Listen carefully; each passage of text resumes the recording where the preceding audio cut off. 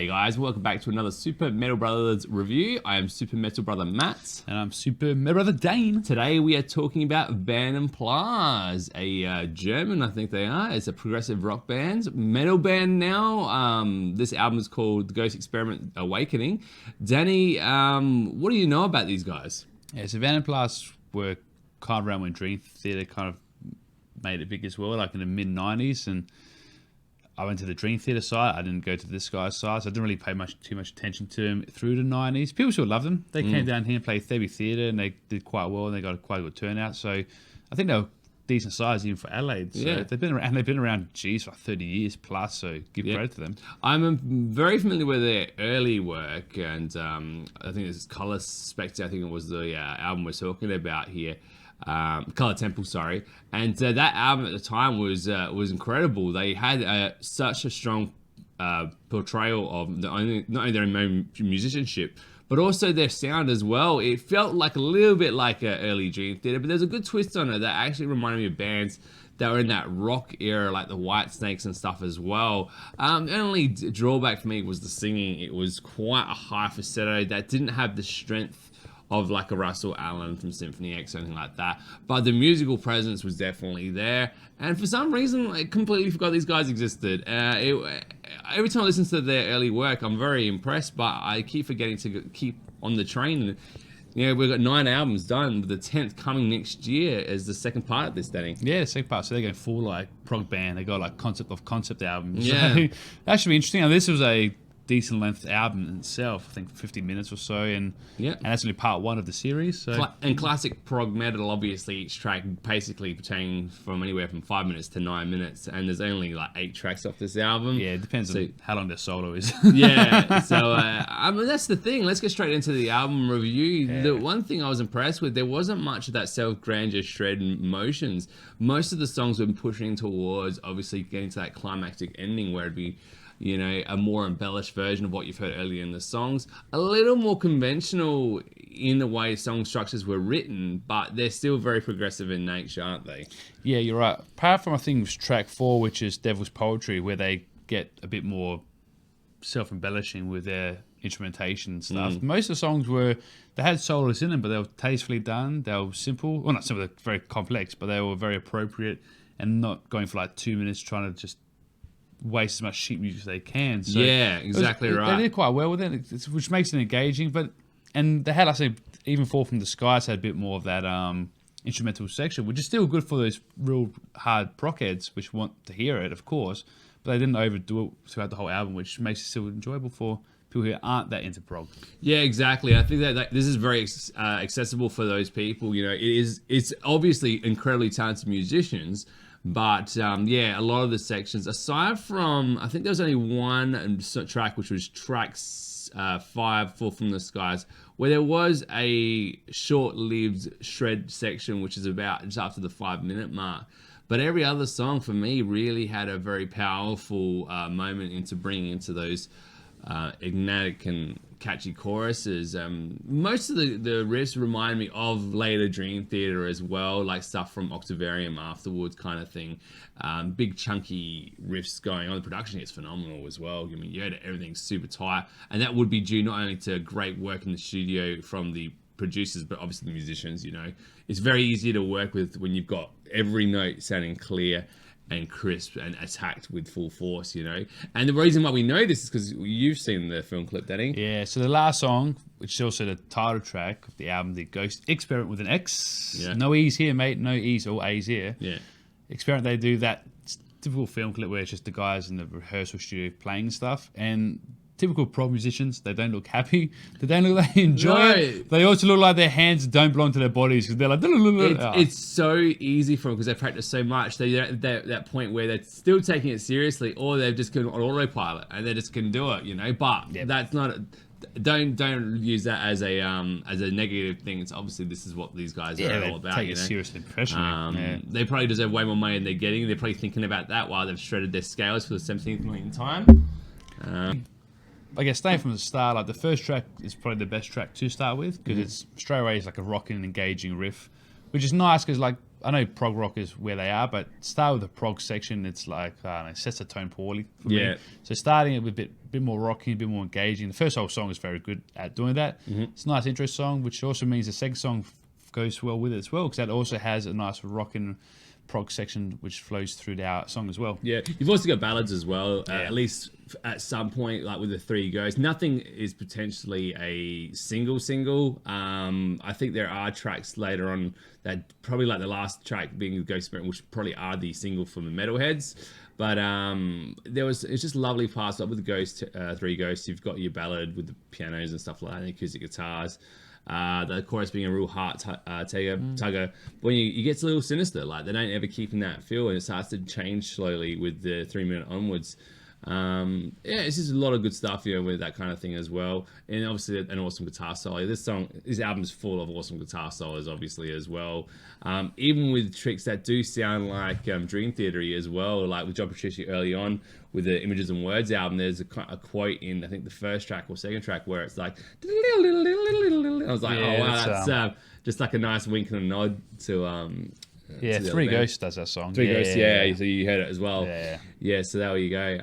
There's not much else to really separate itself, because I think a lot of these songs feel like they all belong together, but it's just, it just sounds like one long track, really, at some point. I feel like this is like an album that's is really working towards helping itself in every single way, for better or worse, Daniel, what do you think? Yes, I agree with that. I believe it's they're very good at storytelling. And dare I say, taking you on a journey. I don't sound too pretentious, but it has that feel with it. It does feel like it. The whole album feels like it works as one long track, but they're breaking it up for you, because they understand that if you ever want to skip 45 minutes to hear a riff, that'd be just unfair for you.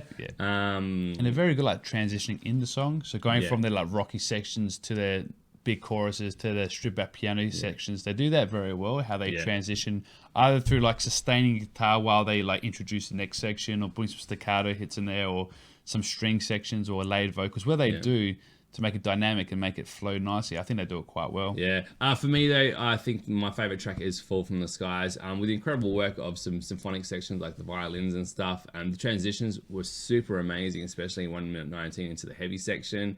There's so many sick riffs, especially the one that's 2 minutes in. It's a super awesome rock out section, which I absolutely love in prog. I think they can get a little too, technical, or we just need this wicked time signature, but sometimes you just don't. And they do, and they don't. They understand the listener isn't always wanting to be challenged by something else. There's big bad moments even in the chorus as well. Big ringing chords, classical guitars 5 minutes in. This is all in one track, where a lot of bands can't seem to do it in an album. And obviously an ending to beat all endings as well. It's just super amazing, and I recommend you check it out. It is 9 minutes 31 long, so if you're planning on like doing something like ignoring the kids for that long, this is the track for you. I mean, if you ever go to the toilet, that's probably the length of going to the toilet, like a 9 minute.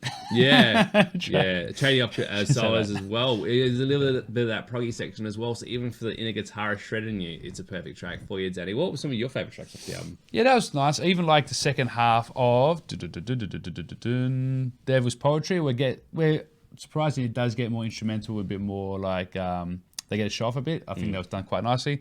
The first two tracks, of course, are great. Cold December Night and The Phantoms of Predoid Grande, I guess. Grand? I don't speak French or Latin. So they were good songs as well. It's surprising, Ghost Experiment I thought was a good song, but I still didn't think it was the best off the album. I thought it was just I felt like song. It was a safer one, I guess, for the metal fans, and I think you could put it as I think they did do a film clip on it, right? Yeah, so that's right we're talking about. So I guess it makes sense that they're like, everyone can kind of dip their toes into this track, and it's not the longest track off the album as well. Maybe not the best though, and I think at that point, I don't know, at the time, I think when I heard that, I was like, well, the choruses are starting to feel like they belong together, but sometimes that can be a bad thing. People were like, well, that might be a little too boring for them, where it's like big open chords, the drums are pulled back and the singing's all about catching notes. But aside from that, I really found it hard to nitpick on this album in the sense that it really feels like a complete album. It really feels like there's a lot of hard work. It's fantastic musicians. Danny, what did you think of anything that's pulled you out of the experience? Nah, not really. Even the singer's always been a bit of a contrast to people, so I think he's improved a lot. I think he's improved a lot, and I think he's ditched that higher register entirely, like the whole that falsetto voice. And his falsetto is, if you want to know what we're talking about, listen to their first album to really get a sense of how much this guy has improved, and it works. I think his sound does definitely work for the album, but I'm glad he's abandoned some of his weaker points because it did nothing for the fans, especially being heavier now. But back in the day, I can understand that it was a lighter sound, but now it had no place. Yeah, and like his phrasing is great. His like changing of his tone to like suit is very good as well. So that's all fine.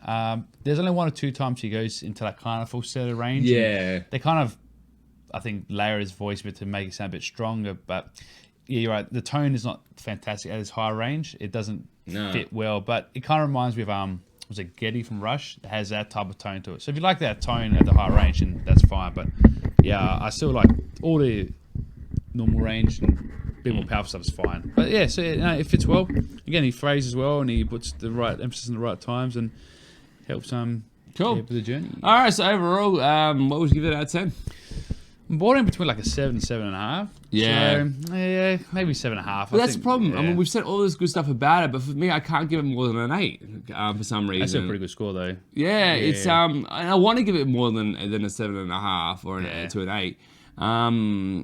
It's just that for some reason it feels like just a little bit off of the big juggernauts. So these guys are very good. This album is very good, but to get in that territory of like Dream Theater's, maybe they're probably Metropolis Part 2's their biggest track, which is probably like a 9 or a 9.5 or a 10 out of 10. And Symphony X, you could say Underworld or Iconoclast albums. They're our 10 out of 10s for measuring prog metal, isn't it?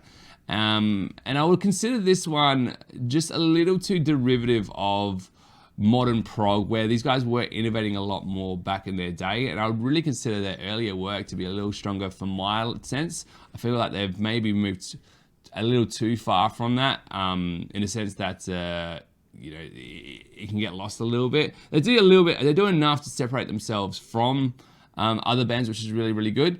But maybe I was just a little bit disappointed, or maybe I was just like, it felt a little too familiar. But at least what you got here is incredibly strong. Musicianship's incredibly brilliant, and the songs are gonna get you lost in them. So I think with that, I think 7.5 for me is fair. Yeah, I think so. Yeah, again, for me, it's they might tentative 8. I really want to push it to an 8. I think it's 8. That's fine. Yeah, I think they'll like it. So yeah, again, maybe for me, it's a taste thing. For me, I like to be entertained with like chunky riffs and a bit of dynamicness, and sometimes they went a bit too proggy, and they were very like long and drawn out. And they're fine for what they are. They try to create the story and the atmosphere and the tone.